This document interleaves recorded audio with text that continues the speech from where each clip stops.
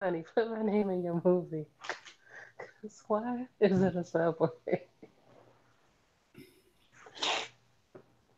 All right, here we go, Miss Dee Jonay. All right, all right. Mhm. In three, two, one. Hello, and welcome to episode 205 of the wrasslecast.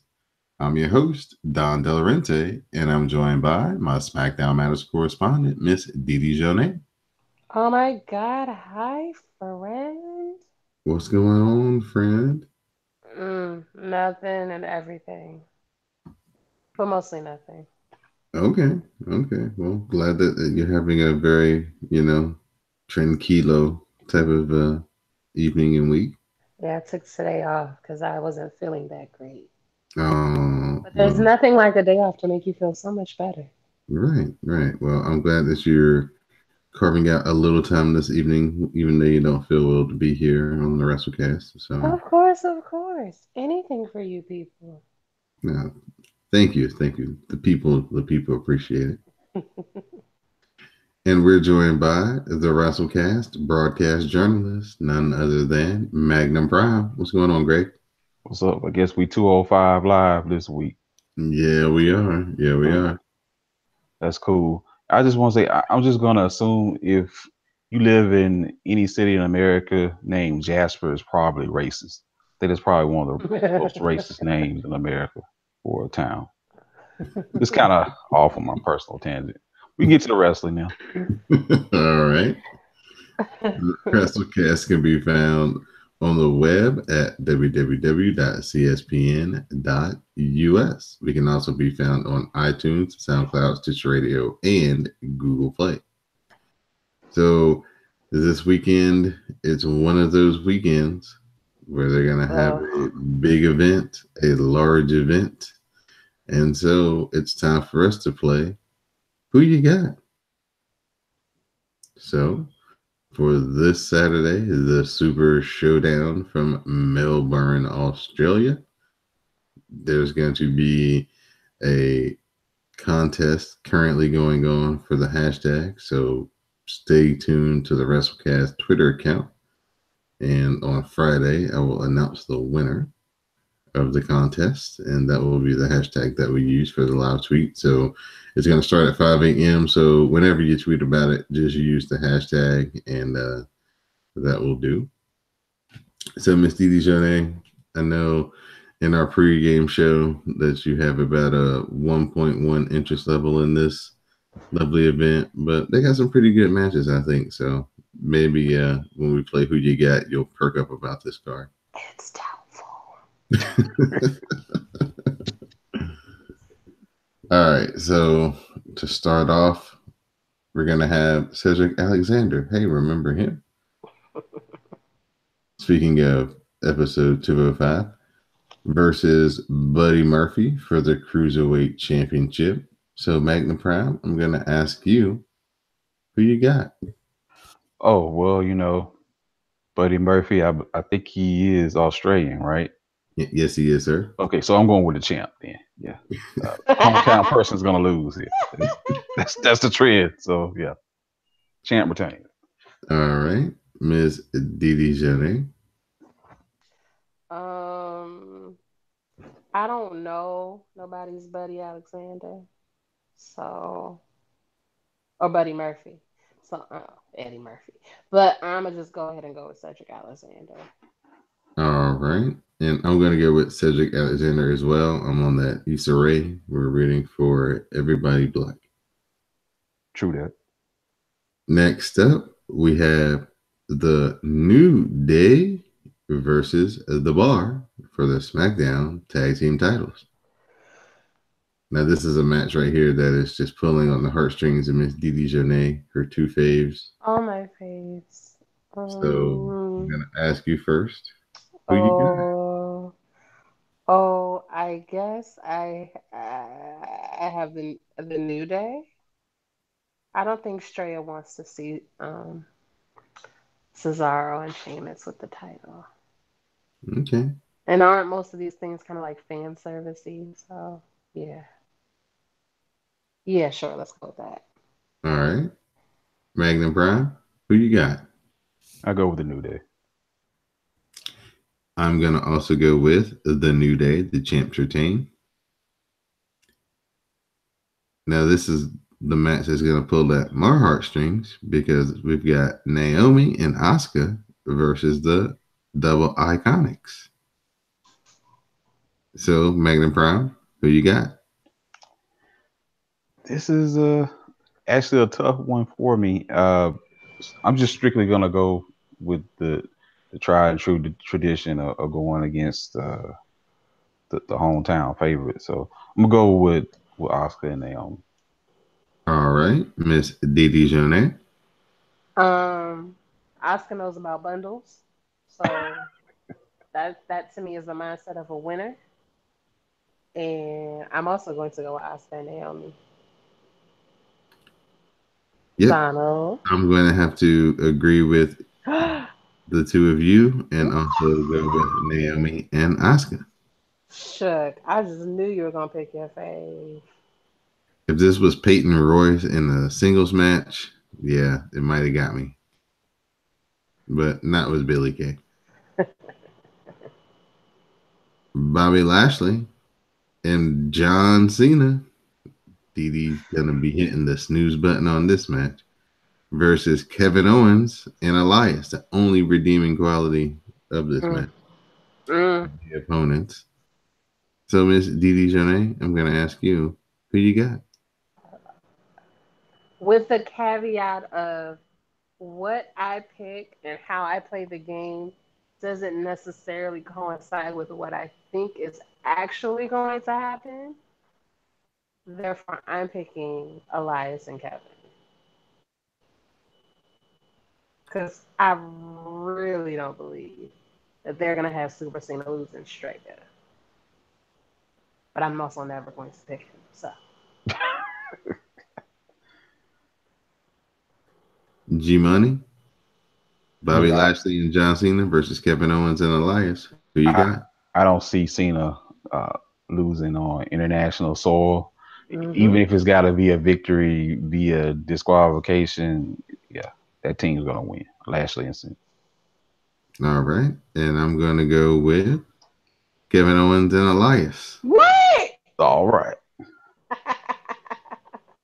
swerve. Right? Hey Do you man, have any particular reason? did you Kevin Owens beat John Cena his very first time in WWE on the main Absolutely, he roster? did. Yes, he did. And so I'm just banking on it happening again. I mean, but the WWE doesn't believe in things like ring rust, being old, you know, being boring. They don't believe in that kind of stuff. But I mean, I'm glad we're together on this, so we can be wrong together. There you go. And Greg wins by one. We'll figure out. We'll know which one. Right? Next up, Daniel Bryan versus The Miz, WWE title number one contenders match. Oh And Lord. Prime, who you got? Uh, I mean, to me, it makes the most sense. As it's got to be the Miz, the way they've been building him the past couple of months. So we'll go with the Miz. All right, Miss Didi Jonay. I feel like it's gonna be Daniel Bryan, but I don't want to pick him, so I'm just gonna go with the Miz. All right, I'm gonna go with Daniel Bryan. I'll pick him. I think that he's going to come out on top because that's going to be an awesome sight to see that many people doing The the yes yes chant. chant Hmm after he wins. So for the visual, we're going with Daniel Bryan. Next up for the WWE Championship, no disqualification. We have AJ Styles versus Samoa Joe. So Miss Didi Shanae, who you got? At some point, Samoa Joe will win cleanly, and I will be here whenever that chooses to happen. Magnum Proud. Who you Spoil got? Spoiler alert: the champ retains. uh, same song, same verse, huh? Cena 2.0. Because I picked Daniel Bryan in the number one contenders match, I'm going to pick Samoa Joe in the championship match so we can have a dream matchup of Samoa Joe versus Daniel Bryan in an upcoming WWE pay per view. So let's go, Samoa Joe. Next up, Charlotte tries to regain the SmackDown Women's title against the champ, Becky Lynch. Miss Didi Jonay, who you got? Uh, Becky, duh. Magnum Prime, who you got? Go with Becky Lynch. And I'm going to make it a clean sweep as I'm going to go with Becky Lynch as well. What everybody came to see, Ronda Rousey and the Bella Twins Well, who versus came to see? the Who Riot everybody? Squad. Who everybody? Everybody. I guess. Magnum Prime, who you got? I mean, Stressful. yeah. mean, the I guess you don't want your shiny new car to get a scratch on it, so I guess I'll go with I, I don't know. This is a good time for the Twins to turn on Rousey too. Though this is actually a tough one for me. Mm. Uh, I'm gonna go on a limb. I'm gonna go with the Riot Squad. What? He's trying to give us one to make up with.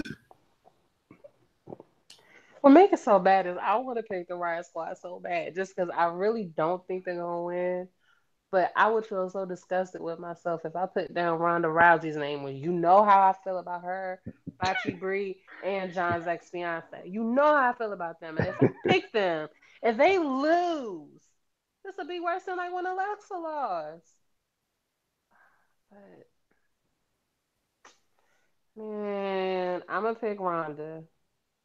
And if it don't work out for me, this is the last time I ever pick them people again. All right. I'm going to go with the Bella Twins and Ronda Rousey as well. We got to try to at least make this a tie. We all three get to share the win here. I mean, it's very down the middle right now. You and me are lockstep. It's only Greg. Next, we have The Shield versus the Dogs of War. Braun Strowman, Drew McIntyre, and that little guy, Dolph Ziggler. Don't do Ziggles like that. I couldn't think of his name. I was blanking out for a second. I need to buy That some time. that little guy. So, Didi Janae, who you got? I have Braun Strowman. I understand that there are two other people on his team, but I have Braun Strowman. Magnum Prime, who you got? It's getting old, but I'm gonna go with the Shield. This is a tough one for me. It Is is. this where we diverged on? Yeah, I think I'm going to go with. I'm gonna agree with you, DD. I'm going to go with Braun Strowman and the Dogs of War. Okay. And for the main event of the evening, The Undertaker versus Triple H. Magnum Prime, who you got? I think with the help of the mayor of Knox County, Tennessee, I'm gonna go with the underdog. I'm gonna go with the guy called the Undertaker. All right, Miss Didi Janae, who you got? I don't care. I feel like the spirit of Sam has taken over me. I don't care. I really don't. That is the right answer though. What he already he retired. Like, why do we keep doing this? Um, man, Triple H. No, wait, no, no. Strand wants to see the Undertaker. So I say the Undertaker. I don't know. All right. And I'm going to go with Triple H because they got to have a reason to have Shawn Michaels wrestle. So, none better reason than to have him help Triple H get the win. I guess. All I right. don't care. There had to have been a better way to do this. Where's Marty Jannetty? He could have been like, I didn't forget. You ruined my career 30 years or 40 years ago. 30 years ago. Oh, Lord. So, that's who you got for the Super Showdown from Melbourne, Australia. Again, that starts at 5 a.m. Eastern Standard Time. If you're trying to like live tweet, but you can watch it on demand anytime. So just like I said, be on the lookout through the wrasslecast Twitter account, and you will find out the winner of the poll that we have up for the hashtag for this event. So, Miss Dee Dee Jonay, it's time for us to get into Monday Night Raw from Hmm. Seattle, Washington. G Money, did you get your Hulu on for this one? No, by other means. I'll Oh, just by other means. It's Freelu. I got it via Freelu. I checked it out. But you got the 3 hour version and not the No, binge no, no. Stay away from the 3 hour. No. So Dean comes out to the ring, and Charlie's questioning him about his allegiance to the Shield. Ambrose is being, sarcastic, talking about, you know, all the things that the Shield done without him. How he did get the championship on his own. That they did have a lot of truths that they were saying out there, but Dean said, "Nah, judging by his actions, he's always." Rode with the Shield. The Shield is not a brand. He'll always stand up and be there for his brothers and his family. Baron Corbin comes out. He says, "Oh, nice story." So he gives Ambrose a kind of ultimatum. He says he's got three options. He can have an Intercontinental title match against Seth Rollins. He can have a Universal title match against Roman Reigns, or he can have a match with Braun Strowman. Ambrose says, "Oh no, there's a fourth option, and that's Ambrose versus Baron Corbin right now." Corbin's like, "Nah, that's not gonna happen." So Corbin books a match between Ambrose and Braun Strowman, and it started when, Didi? Right now. Of course it did. No way. They're going back and forth. Braun Strowman hits a big power slam. Then he hits another big power slam. He pulls Ambrose back up. Then Roman Reigns comes down. Roman hits the Superman punch on Braun. That causes a disqualification. Seth Rollins runs down. They dump Braun Strowman to the floor. Dolph and Drew arrive. Corbin then books a match between Rollins and Drew for later. And he says that Roman Reigns will face Dolph Ziggler. And that match is going to be next. So Ambrose is in the back getting some medical attention. He's not thrilled that Roman and Seth came out. Ambrose tells Rollins that he could have been IC champion right now. Reigns hits a Superman punch and the spear on Dolph Ziggler, and Roman Reigns gets the win. Ruby Riott faced Ronda Rousey. Ronda Rousey hit her spinning slam and then the armbar, and Ruby Riott tapped out. Dee Jonay. Mm-hmm. What's my man Connor got going on? They essentially out here winning. Connor and Victor back to back weeks I, getting. I feel like somebody got some nudes of somebody in the back. It's some, oh, like, I don't, either that or I don't know. They were playing poker with Farouk and JBL, and they won. Like, I truly don't know what else it could be. Yeah, so the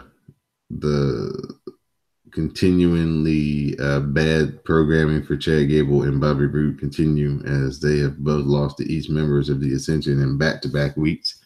So, Greg, I think that's the definition of creative has nothing for you. Pretty much, yeah. Just cash them checks, baby. Just cash the checks. That's all you do. Gasp. Alexa Bliss is here. It's time for a moment of bliss. She says, "Kids, never meet your hero." Because she said she met Trish Stratus when she was 7 years old. And she said that Trish burped in her face and then charged her $50 for an autograph so could go buy some Jimmy Choo shoes. Mm, it's disheartening sometimes. The B team versus the Revival. The Revival attempts the rocket launcher. Shout out to Jim Cornette and the Midnight Express. And the next thing you know, Bo Dallas gets his knees up. He cradles Dash for the win. Then the AOP comes down and then just obliterate the B team. Ambrose is still hurting backstage. Roman comes up to him.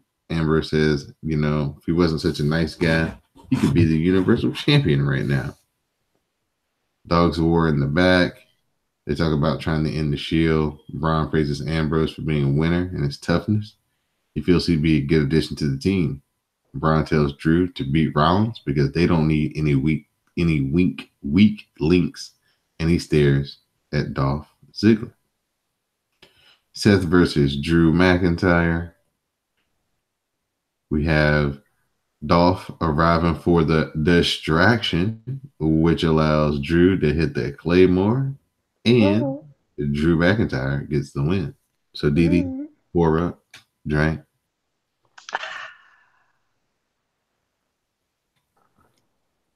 After the match, of course, they beat down Seth Rollins. Roman Reigns makes a save. Then Braun comes down, and they begin to beat down Roman and Rollins until Dean makes a save with his trusty axe handle. Braun cuts Ambrose off, and the heels beat down the Shield, and they stand tall. Didi, it's that time of the night again. It's time to walk with Elias. Elias and Kevin, they meet backstage. Elias says he didn't get the right stuff prepared for him. So they're out in the middle of the ring. Elias, they're in Seattle. He's getting ready to play his tune. Then he says, "Oh no, they don't deserve a song. Just like they don't deserve a basketball team." He said it didn't make sense for Seattle to have a basketball team, but Oklahoma City, yeah, he could understand that. And this man almost caused a riot. You know how they pull in the cheers when Roman Reigns is out there, so it sounds like more people are cheering him than really are. Yep. It sounded like the reverse. It sounded like they were pumping in boos to make it sound like people were booing him more than they really were. But nah, they weren't. And it had like an ebb and a flow to it. Like people got their breath and were like, but like, like you thought I was done, I'm not. Oh, it was great. Like literally, Kevin Owens couldn't hear what Elias was saying. He was like, I can't hear you." He said, "Turn my mic up because I can't hear myself." Shout out to People's Credit. He said that he was in attendance there, and he said he was in about the fifth row, and he was like, "Yeah, he couldn't even hear the promo from where he was sitting." So, yeah, those people were big man, big man. So Kevin does what Didi Jonay typically likes to do, makes fun of John Cena for not being around. Kevin adds that every John Cena match is a big match since we don't see him that much anymore. Then they also claim that Cena needs them because they are the best. Then Leo Rush comes down. He says that John Cena is a legend, but Kevin better not overlook Bobby Lashley, who he's facing tonight. So Owens versus Lashley. Elias attacks Leo Rush, causing the distraction, and Kevin cradles Bobby Lashley for the win. After the match, Kevin and Elias beat down Lashley and Rush. and Kevin Owens hits a pop-up powerbomb on Bobby Lashley. Bailey beat Alicia Fox. Jinder Mahal trips up Bailey. Then she drop kicks Jinder Mahal as Finn Balor hits a sling blade. Then we get a Bailey to belly on Alicia, and Bailey gets the win. Then our main event angle, HBK comes out to hype up Triple H versus The Undertaker. He says that he's felt the emotions along with the fans. He says that he paid for his flight to Australia when the match was announced so that he could see the match as a fan. Sean said the Undertaker made it personal and brought him into it. Sean says that he respects Undertaker, but he will always side with his best friend every day of the week, and that upsets the Undertaker. He says that Undertaker has Kane in his corner, and Triple H has himself in his. If Kane or anyone else gets involved, he says that he will brush them back with some sweet chin music. So all of a sudden, Kane's music hits, and he appears behind Shawn Michaels, and he attacks him. Then we get the Undertaker's gong, and the Undertaker's in the ring. He looks to tombstone Shawn Michaels, but Triple H runs down, and he rushes to the ring. We get the big brawl, and the Brothers of Destruction hit double choke slams. Undertaker tombstones Triple H, and Kane and the Undertaker walk out, stop, raise up their fists on the ramp, and everybody in the crowd is going crazy. So the biggest revelation that came out of this was not anything with the promo, was not that Undertaker almost dropped Triple H on his head when he got him up in the tombstone because he stumbled around. It was the fact that Shawn Michaels lost his cowboy hat and he ain't got no hair up underneath there. He had to come on home. Straight up bald. Not like buzz cut low. Nothing. That's the end of an era for I know a lot of our Glow members and our Wrestle Bays. I'm not mad at it because here's the thing. When you have long hair and you got male pattern baldness, the best thing to do is cut it off. The thing that they don't tell you when you cut it off is I can still see your male pattern baldness. So when you just go all the way bald, you miss that part because then the follicles don't tell your business is bad. So I'm not mad at it personally. I know some people didn't like it. I enjoyed it just fine. So, Greg, what did you think about the closing angle other than being shocked that Shawn Michaels no longer has hair of any kind? Let's just get it over with. Let's get it over with. Just move on to the live event. Just keep it moving. It didn't sell the match anymore uh, for me. It didn't do anything. But the hair, yeah, that was the lack of it. That was definitely the biggest revelation. Because I think we all knew he was losing it up at the top, but he finally decided to come on home and do the decent thing. So good for him. All right, Ms. Dijon, anything else that stood out to you on Raw that you really enjoyed this week? Elias. Yeah, That's about it. definitely the highlight. It was probably a highly forgettable show, but that is an unforgettable moment, though. Because what makes it so funny is you go on Twitter and people are like, who are the Supersonics? And they're not being funny. And that's what makes it funny. Like you got a whole arena ready to take your head off about a group that a lot of people don't even remember, which just emphasizes his point. WrestleCast Twitter account got famous this week. We got caught up in the Twitter moments for that. That actually made Twitter and Sports Hey, Center and everything. Yeah, so that was Awesome. cool. Yeah, all I hey. did was quote what he said, and then had a picture of a nuclear bomb going off, and people thought that was rather entertaining. So shout out to all the people who retweeted and liked and commented on that tweet. So, Miss Didi Jonay, at this Mhm. time, I'm going to turn it over to you for our SmackDown Matters report.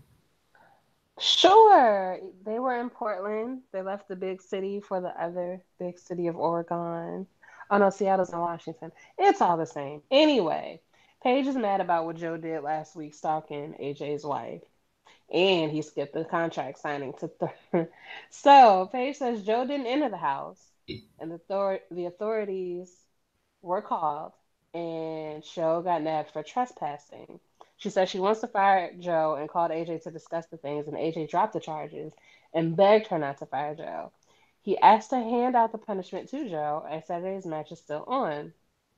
There's a video from AJ apologizing for not being at the show that night. He said he needed to be at home and didn't feel like he could perform.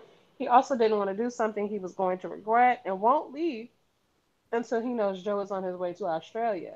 His family needs him right now because for the past week, Annie has been having nightmares about Uncle Joe. AJ says this will end. It needs to end. And Joe won't be coming back from Australia because he'll bury him alive or something. Your first match of the night is Carmella, aka Eva Marie, and R-Truth. I'm joking. I like the hair color. And R-Truth versus Cien Almas and Zelina Vega. There's a Bronco Buster, and then a Flatliner gets two as Cien breaks it up. Truth comes in and clotheslines Cien to the floor. Then there's a plancha from Truth that follows, and Carmella locks on the code of silence on Zelina for the win. It was really nice. It was in like a lot of back and forth and kind of like some roll ups, some false finishes, and then she kind of just ended up in the code of silence. And I was like, go Mella, you've been practicing. Yeah, Carmella is actually getting over as a babyface. That I told you. I knew she had it in her ever since she was bouncing on them ring ropes. Y'all just take a while to come around. I knew it. What you think about this newfound life for R Truth all of a sudden? See, our truth, I don't want to call him a roach because that's disrespectful. What I will say is, our truth has an ability to be a mid-level guy at all times. It's some people who like they reach the highest heights and they disappear, or they reach the highest heights and they stay there too long and you want them to go. Our truth has a way of like never getting too big for his britches, but always being around and always being popular. And I think that's amazing. So I'm very happy for him.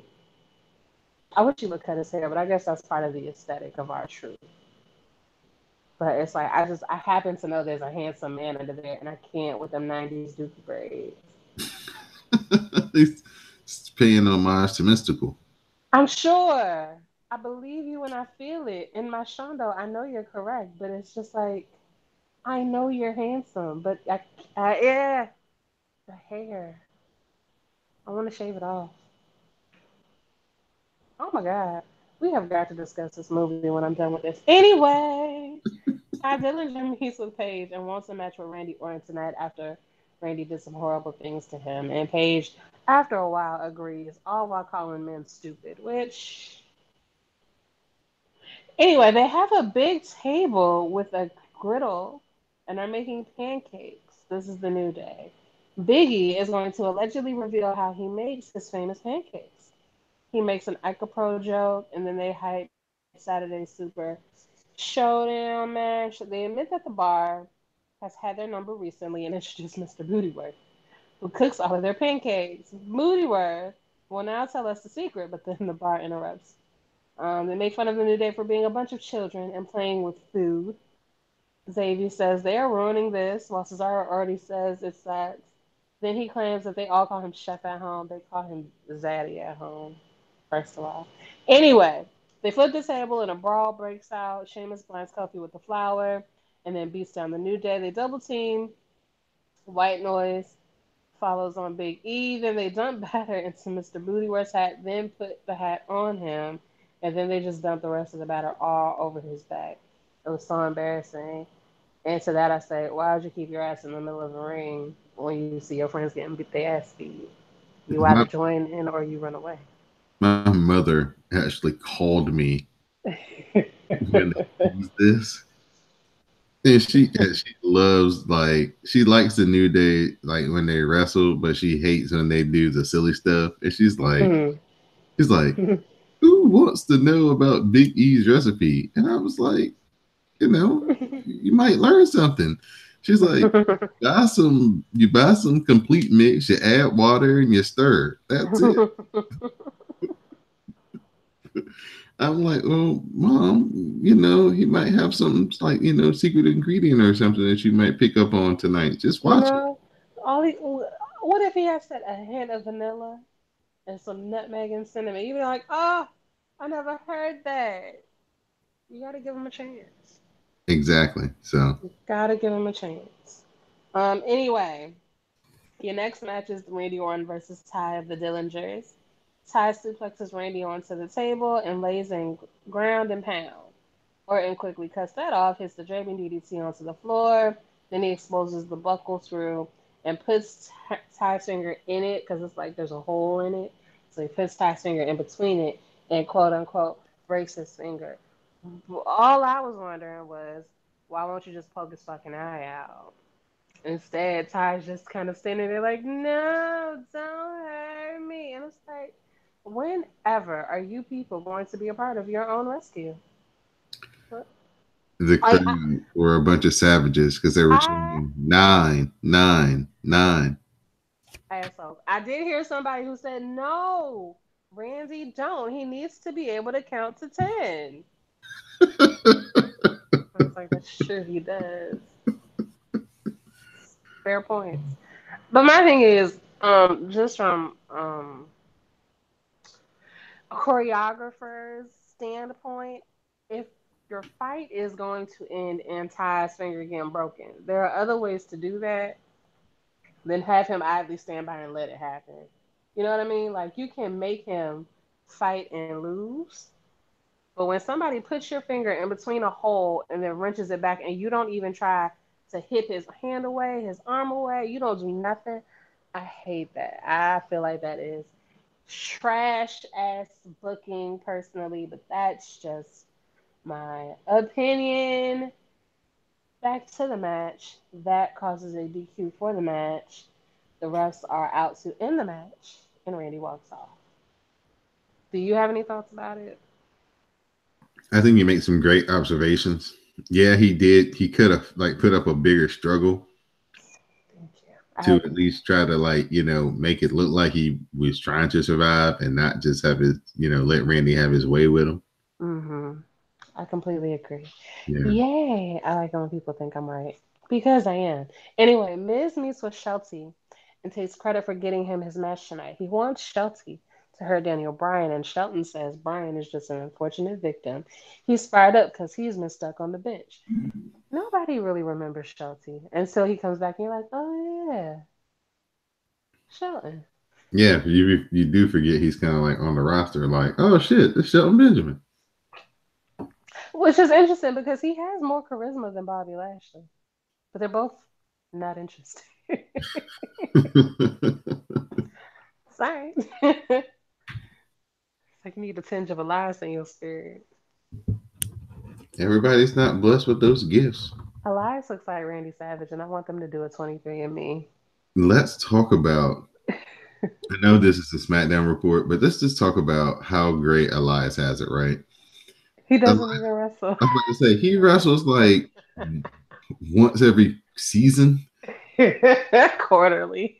Yeah, like an actual match, not just Yeah. like, hey, somebody roughed me up in the ring because they interrupted me or whatever. Yeah. Yeah. Like it's the great. He gets to come out here, talk trash to every town. Play his guitar. Right, have the middle of the ring to himself. He gets like 7, 8, 10 minutes every week. Never fights. Right, right, right. He's got the greatest thing going in WWE right now on the low. What's so funny is if Elias had gotten injured in a fight, they never would have had the balls or even the forethought to let him just do this while he recovered. But he's perfectly healthy and he gets to do that. And it's like, Right. Yeah, so I mean, who if he's in charge of his like creative, man, he definitely is a winner. yeah, I'm telling you, you got to get them good writers. Soap operas. We know what it's about. Um, Rusev and Lana arrive. Uh oh, it's time for that Drake one night in Milwaukee.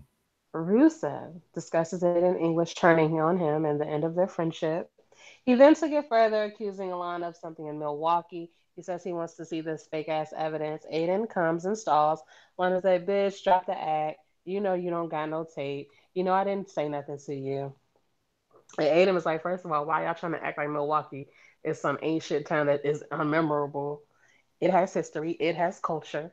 Many things were filmed there, including basketball." I've never heard of that, but I'm sure some people have. He said, "But Laverne tonight, Shirley, Happy Days. happy to, yeah, all of that." So he said, "Tonight they're going to see the most anticipated premiere, One Night in Milwaukee." So the camera is set up such that you can see Aiden practicing his singing in the bathroom in the hotel, mocking Milwaukee. Because remember, back then, he kind of had the last thing going where he would shade the crowd, but the crowd didn't really care. They left him anyway. So Lana arrives to his room and she tells him that she has been thinking about something for a long time. And she says, "I want you." And the video ends. He says he wants to show the rest, but he can't due to legal obligations because he's entertaining offers from TMZ and wouldn't want to cheat on them. Lana and Rusev argue, and Rusev then chases Aiden away. And sad Lana is sad in the ring. We'll get there, but if you watch soap operas, you know that that's not the only thing that's on the tape. So you know, we keep going. Chelsea, Hold on. What you feel about this this particular angle and this week to week kind of story they're doing? again, I was raised on soap operas, so a serial, periodic, slow burn element. I'm a big fan of. Find out next week what was on the rest of the tape. Does she have the unedited version? Like, I'm a big fan of that. Good. Yeah, I like what they're doing with this. They're not rushing it. Right, and I feel like also because we have 2 hours, so we got other things we got to deal with. We can't spend half an hour on this, but we can give you 3, 4, 5 minutes every week, and we can get it out piece by piece. We can have husband and wife drama. We can have ex besties. We can have a man saying, "Your girl want to fuck me." Got the wife saying, "Bitch, that's not the whole tape. Why don't you quit lying?" But she didn't even know she was being taped, so she doesn't have the tape. Maybe she'll try to figure out how to get the tape from Aid, and maybe that'll put her in another situation that looks a little suspicious to her husband. Don't take my ideas. I'm just saying it's easy, and I see it, and I like it. These ideas are copywritten by Dee Janae. First, use So if you use them, just written consent needs just to be drop compensated. me off a check or some free tickets, and or I'm here for you. Just pay me a little bit. I know how to fill out a 1099. Anyway, Shelty and Daniel. The match is matching, and then Brian follows with kicks and then hits an enziguri. Miz is there on commentary and distracts Daniel Bryan, allowing Shelty, excuse me, to hit the pay dirt for the win. Post match, the Miz attacks and targets the rest of Daniel Bryan that Shelty had already worked over during the match. Miz then lays Bryan out with a skull crushing finale. Doo-doo-doo. They are beating up every ethnic person in this. Okay, anyway. Oscar versus Peyton Royce. Before the match starts, Naomi's in the ring to give love and shout outs to a cancer survivor and some other people who are affiliated with Susan G. Komen, including the Ultimate Warrior's wife, with Did the you longest extensions I've ever seen in my life. did you see Mm. that one cancer survivor who had been waiting her whole life to do the Ric Flair woo in the Oh, middle? I saw her. She was like, woo! And I was like, girl, you want to put some bass in your voice? But she did good. She did real good. And I just want you all to know I'm not a hater of things, right? I just am very impatient. And so, like, the length of time that this was perfect. And it helped that it was Naomi out there too. It is Naomi. She She was glowing. yeah, she was glowing, and she's that's the one person they can put out there, and even if it did go a little bit long, nobody would be like, "Get off Nope. the stage." Right. But it wasn't even long. And I will note, they were in the ring on Raw. Those girls are not in the ring. They were on the side in the front row. And they just had the camera pan to them. You got 3 whole hours and you can't show them, but you can spend 45 minutes on them little sickly children and that stupid ass car and that fake ass check. I'm not mad. I'm just saying it was a difference. So yeah, anyway, Naomi's out there, and because her friend's match is next, she stays out there to kind of just be by her on her side at ringside because Asuka's facing Peyton Royce, and you know Peyton runs with Billy Kay, so Billy is also ringside. During the match, Asuka rolls into a knee bar, and Peyton makes the ropes, and then the Asuka lock follows, and Peyton taps out. At some point or another, um, Naomi kicked your girl. Or Yeah, the other one. I can't Billy. tell them She kicked apart. Billy Kay. She Yeah, kicked one of them in the hand, and it was great. yeah, that was Billy Kay. Billy Kay tried to interfere, and yeah, Naomi wasn't having it. Peyton Royce actually gave Oscar a pretty good match. She got a pretty couple of nice moves off. She's really destined to be really good. She just needs a little bit more experience.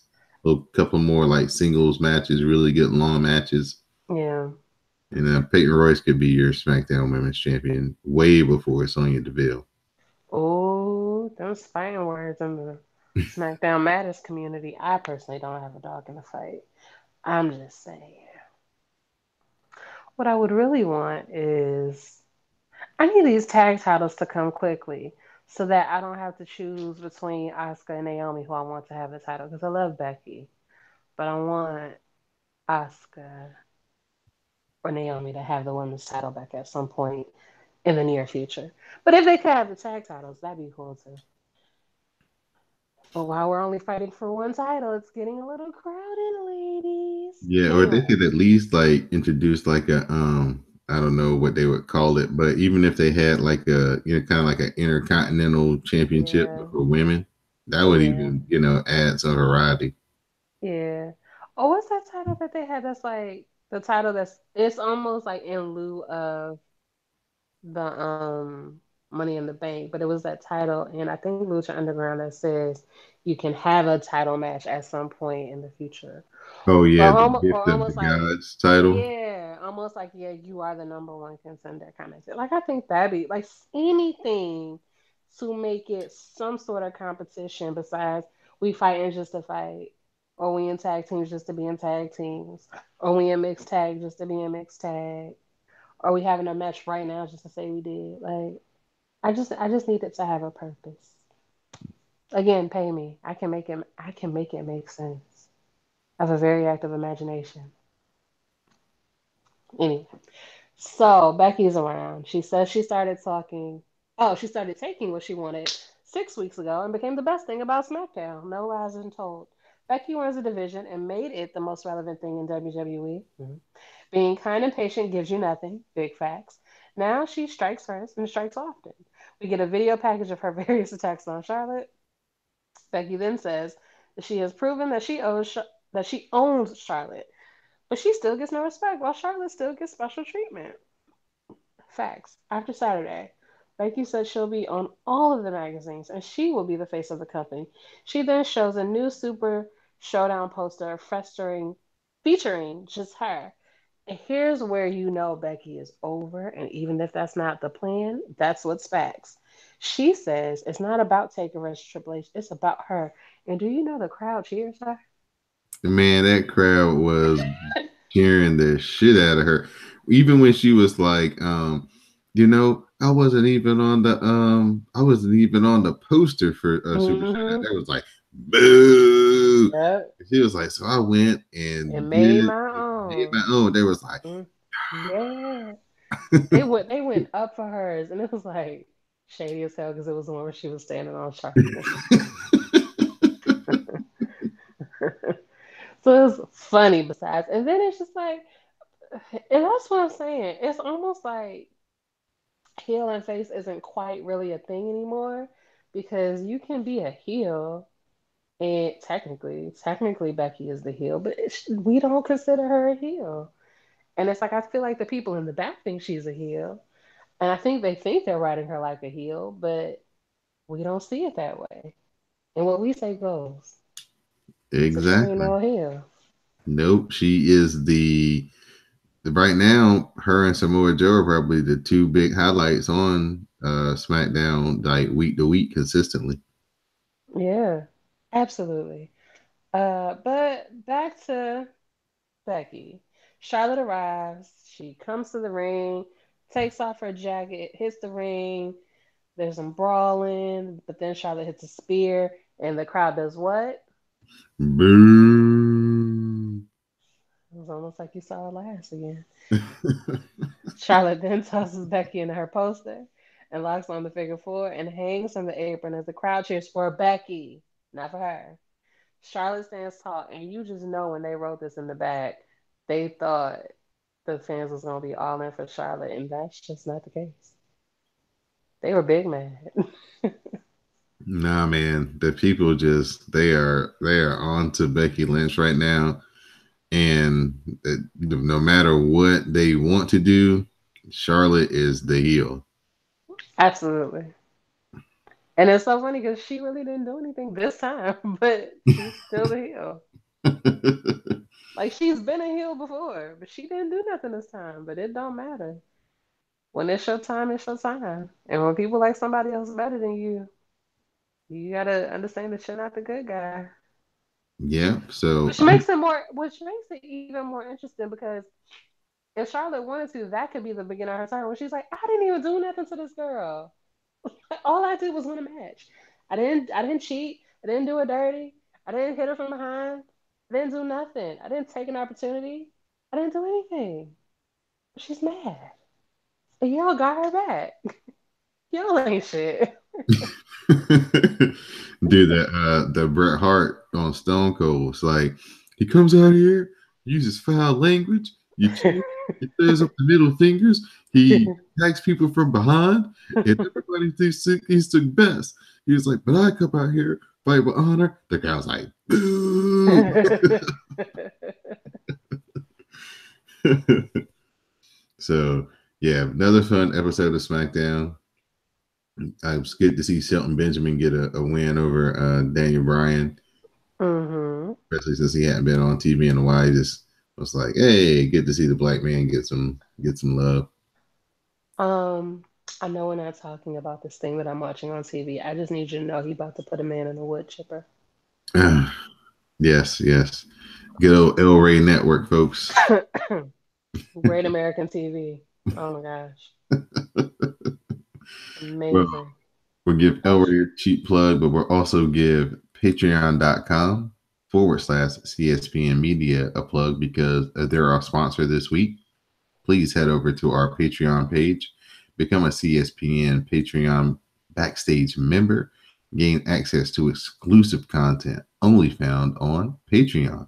So get more of your favorite host and podcast from the CSPN over on patreon.com/CSPN Media. You can contribute as less as $1 and up to $5. But if you uh, go to the $3 or more tier, you will gain access to all the exclusive content that we have up there on patreon.com. So please check us out over on patreon.com/CSPN Media. All right, Didi. So we're going to get into some NXT. Show Hurry, starts. because I gotta tell you about this movie. All right, the show starts off with Nikki Cross. She's talking to herself about how much fun she had with Bianca Belair in their last match. She wants to do it again as long as Bianca isn't scared. She says that they behaved badly. And speaking of bad behavior, she knows. She says, I know, apparently in reference to who attacked Aleister Black. Candice Wrestling, Candice LeRae faces off with Lacey Evans. Lacey calls Candice a loser, just like Johnny Gargano. Candice snaps and lays in a barrage of shots on Lacey in the corner. The referee pulls Candice away and she goes back in for more, reaching the count of 4 twice. The emotion calls Candice as she walks into the women's right, and Lacey Evans gets the win. Yeah, this was a pretty good little match, and again, kind of showing that the Gargano family, that their emotions get the best of them. Sensitive. Very, we get a very good video package hyping up the North American title match that will be taking place next week, the triple threat that will be between Adam Cole, baby, Pete Dunne, and the champion, Ricochet. Then we get a Forgotten Sons vignette. And then Heel Life Supreme, Mm. Tommaso Ciampa, he cuts a promo saying that when you're on top, everyone wants to bring you down. He addresses Velveteen Dream for saying that he attacked Aleister Black. He advises Dream to be careful with his accusations. Mm. Ciampa reminds Dream that he's the guy who ended the fairy tale and exposed the mystique, so he'll be happy to make the dream a nightmare. Boom. Uh, you've been warned, as they say. We get the Forgotten Sons versus three jobbers, Cesar Rise, Tori Korish, and Vinny Mixon. Jackson Riker tags in. He delivers a slingshot power bomb, and the Forgotten Sons get the win. We get a video package that shows Shayna Baszler training for her rematch with Kairi Sane at Evolution. Mm. Shayna says that she got too comfortable and she won't let it happen again. I have a question. Yes, ma'am. In the vignette, was she practicing wrestling moves or was she practicing MMA moves? You She don't was have to answer. I know. I know the answer. I know the answer. Tony Nese is interviewed about coming to NXT this week. He says he kills it on 205 Live each week, and he has 8 reasons why he'll take over NXT. Because he has an 8 pack, right? Yes. Johnny Wrestling, Johnny Gargano versus Tony Nese.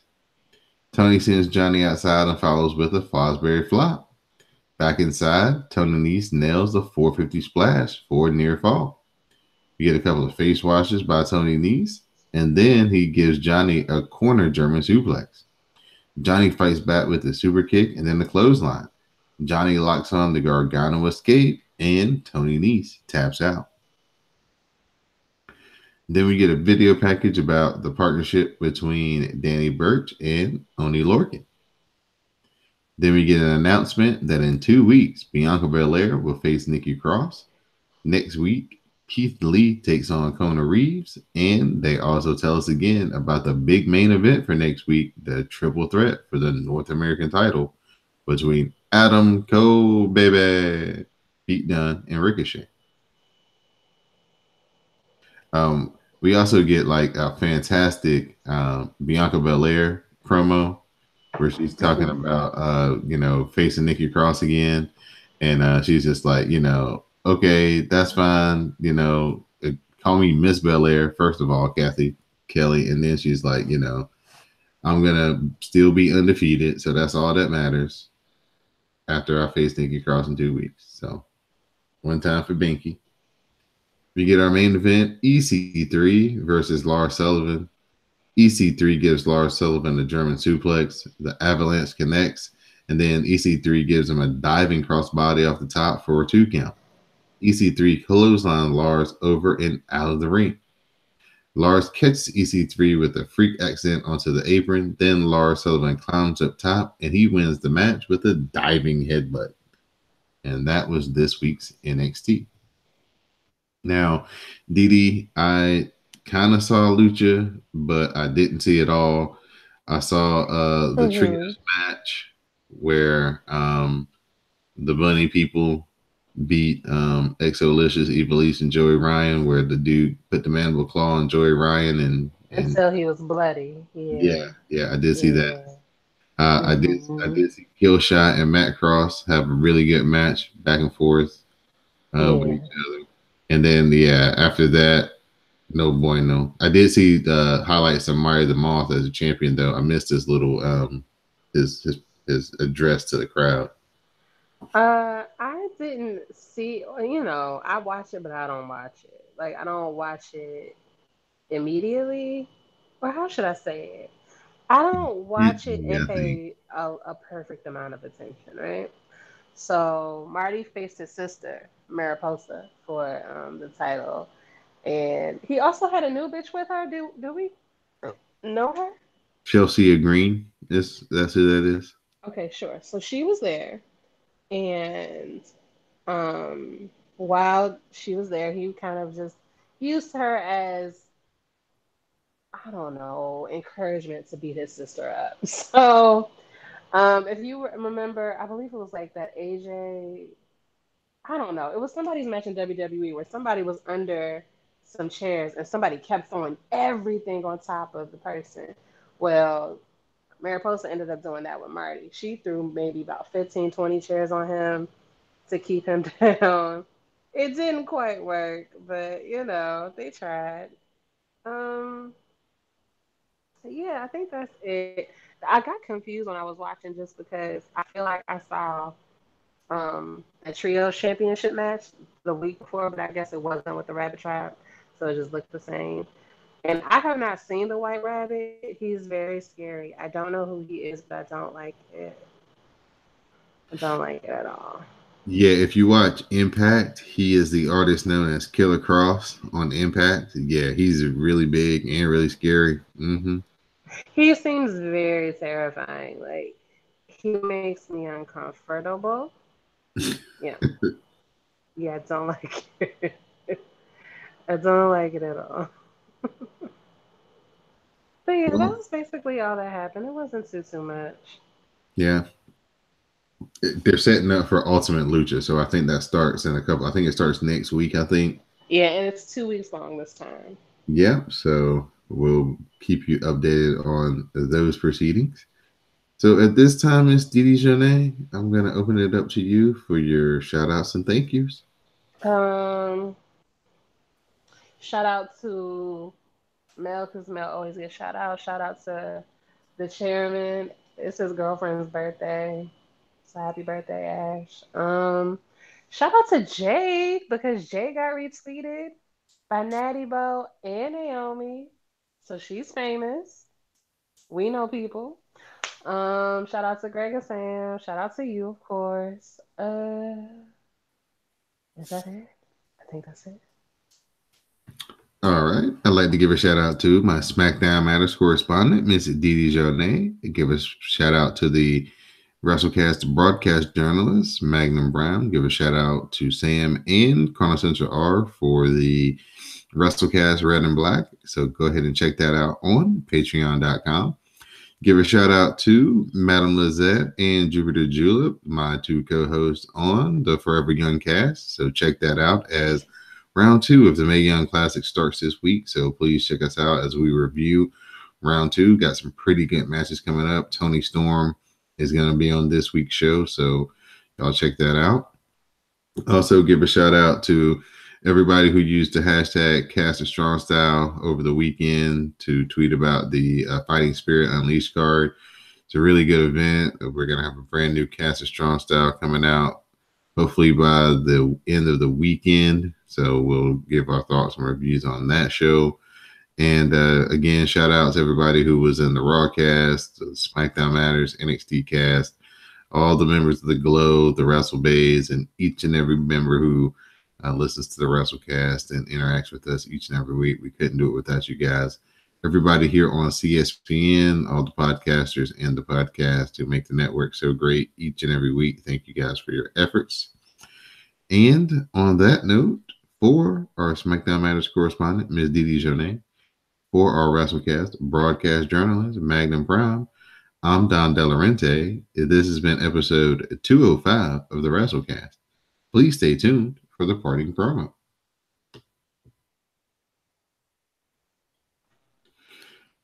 All right, Miss Didi, that's another episode in the books. Thank you, ma'am. You're very welcome. First of all, one of them cops called that man a nigger. Yeah, I And saw you then gasping for and that. then they got to fighting and then he jumped out of a glass window. Then what else happened? Oh, he put the man in the wood chipper. And there was another cop who saw him put him in the wood chipper. So he walked up to the guy and he said, "What's Barney Rubble's son's name?" He said, "Don't kill me, don't kill me, I don't want to die." He was like, "His name ain't no damn don't kill me. What is Barney Rubble's son's name?" He was like, "I don't want to die." He was like, "His name is Bam Bam." And then he shot him in the head. It was great. It was great. And there was also something about like a hand that was bloody, and then there was I think he cut one of the fingers off, and then he had a lighter to like cauterize it. I think it was very dark. was very messy, but it was so interesting. This isn't this isn't the bounty hunter movie. It's called American Justice. He ain't no bounty hunter. I don't know why he's in the city. It's clearly not a city. It's a town, and he said he's from the LAPD. So I don't know why he's there. I don't know what the connection is. I missed that part. But he's in this small ass town, and all the cops are white except this one little Latin girl, and they have proceeded to kill every other Latin person I've seen in this town. Ain't no other black people in the town either, so it's just white folk and then these Latin people. And it's just I don't really understand it, but I like it. And it's one of the movies that it don't even have a Wikipedia page. Cause I looked, I was like, "What is this You movie?" labeled it a B movie when we first started talking about it, but this is clearly like a G, H, or F movie. Clearly, because first of all, it ain't even an old dude's um filmography on his Wikipedia page. I had to go to Johnny Mundo's page and look through his. Also, did you know Johnny Mundo is on Survivor? Yeah, I think he's on this current season. I think. Yes, he is. And I was like, that is so random. I also didn't know he actually married Ty in the real people life. Oh yeah, yeah, yeah. That's real deal Holyfield right there. That's also new to me. And men are interesting because then it also said he dated Melina from 2002 to 2015. He sure did. And I was like, so you with me for over a decade, off and on, and you with this girl for 2 years? I would have stabbed you. But maybe that's, the inner workings of a relationship that ain't my business. But I would stab somebody. Don't be wasting my time like that. But yeah, so Maybe Marlena, not Marlena. Marlena was wasting his time. maybe it's possible. But Johnny Moon don't look like a host, so I don't think so. So perhaps, maybe it's possible. Oh, that's funny. Uh, yeah, so Oh, they about to beat this little Latin cop up, and she trying to beat this guy up, and he's so much bigger than her. She put him in a chokehold, and it's not working. this movie sounds all kinds of problematic on so many levels. It's First of all, they said nigger with a hard ER, and I don't even think they bothered to like mute it, and they just happened to stay in the And the edit. subtitles. Oh God. Because I'm watching it with the subtitles on, and the subtitles gave it a hard ER, and I'm like, okay, but did you blank it out? I don't think you did, because El Rey is owned by that dude, and that dude is best friends with Quentin Tarantino, and that nigga love a ER, so probably not. El Rey is the network where they said motherfucker at 8:58. So you know they didn't blank it out. I am. I still don't know how they got away with that. I could have sworn El Rey was basic cable. I didn't know you would say motherfucker on basic cable. You could just start saying shit. Crazy. But Yeah. anyway, let me let you go. I know you got CEO work to do. Not tonight. Oh I'm yeah, gonna because it's Wednesday. yeah, it's Wednesday. I'm gonna try to come in and do it tomorrow after I get off of work from the hockey game. So I'll still be jazzed up for a couple of hours. So perfect. Ooh, I feel like this dude must be a wrestler, but I don't know who he is. Hmm. Because he's with Johnny Mundo in all his scenes, and I really didn't really know that Debo was a wrestler too. Oh yeah, back in the day, he just played one on TV. He wasn't really a wrestler, but yeah, he was in that movie with Hulk Hogan, and then they turned it into like a brief thing for about 2 months. No, his Wikipedia says he was a wrestler way longer than that. Really? Mm-hmm. Let me look. Since you don't got no work to do, you can hold on while I do this. It said he was a wrestler from 89 to 96. Well, he was only in the WWE in like '89. Mm-hmm. I don't know where else he was wrestling, but okay. And then following SummerSlam, he was with Ted DiBiase. Oh, that's 89. And then in 1990, oh, you know what? It's not 89 through 96. It's 89 and In 96. '96. Yeah. Me and my best friend. There used to be a such thing for you young kids out there as the dollar movie, Oh yeah, I remember. and No Host Bar was at the dollar movie because that's where like the B and C movies went. Uh So yeah, we went up, bro. Man, we counted out each like 100 pennies, huh. unrolled, Of and course. showed up to the movie theater. And yeah, you could only imagine the fury of the person working the front desk who had to sit there and count out our And 100 count all pennies them damn pennies. so we could get into the dollar movie to go watch No Host Bar. And then what if he was one penny short? I'd have been so mad at y'all. Like now I gotta go find a damn penny. Oh yes, the good old days. Oh, he broke his neck. I love when they break necks on TV. I feel like it can't really be that dramatic in real life. Yeah, because it seems like in on TV, everybody who gets their neck broken is like instantly dies. When in wrestling, people break their necks and they still walk around and aren't paralyzed. Right. Ooh, he made his other eyeball open. You know he got that lazy eye. But I saw both of them a second ago. Took a deep inhale. Did you know Forrest Whitaker got brothers who look just like him but without the lazy eye? I guess that would be cool. It's a recessive gene, so It's interesting because it's like maybe why I gotta be the only one with the messed up eye? You know? Like why is it just for you? It's not fair. it's the unique quality that makes him famous, though. That's true. I mean, I guess. But yeah. So he's got Ken Whitaker. Oh, Ken Whitaker don't got a picture though on his Wikipedia. They make it so difficult. Yeah, but anyway, I was on Lipstick Alley. Lipstick Alley is great. Have I told you lately how amazing it is? Yes, you have. So the new thing is, the girl who they said was never gonna get engaged got engaged. But now they said she financed her engagement ring, and it's not anywhere near as expensive as they think it is. And she has a like it's just so much. Leave that poor Yeah, baby it is. alone. Well, I just heard our new puppy make noises, so that means he's due for his late night outing. So let me run and grab him before I have a bigger accident to clean up. I know how that is. Okay, friend. All right, friend, and you be safe traveling in the next week. All right, we'll do. All right, bye bye. Bye.